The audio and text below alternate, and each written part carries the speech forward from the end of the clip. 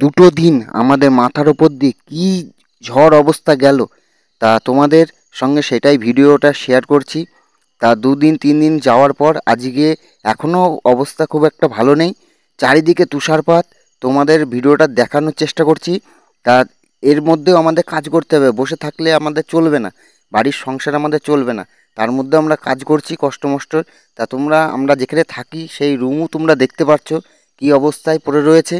তার মধ্যে এই যে আমরা কাজ শুরু করেছি, চারিদিকে সাদা তুষারপাত ভর্তি, তার মধ্যেও আমাদের কাজ করতে হচ্ছে, কারণ সেই উপায়টা আমাদের নেই।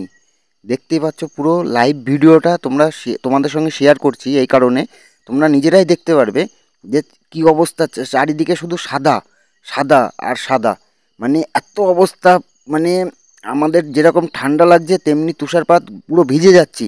সেই অবস্থায় আমরা কাজ করছি এই কারণে আমাদের শুধু সংসারের মুখের দিকে চেয়ে আমাদের কাজ করতে হচ্ছে।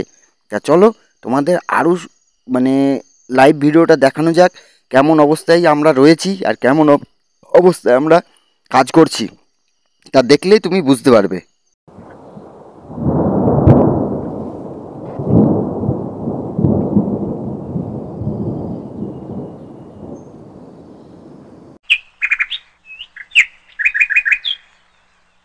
প্রতিটি মানুষ সুখী চায়, কিন্তু আমাদের কপালে অশেষ দুঃখ, তাই আজকে আমরা প্রবাসে। কারণ আমাদের ফ্যামিলি আমাদের সব।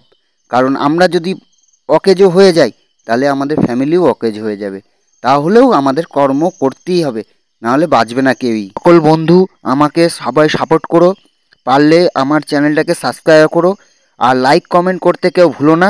তা সবাই সুস্থ থেকো, ভালো থেকো, আর নিজের খেয়াল রেখো।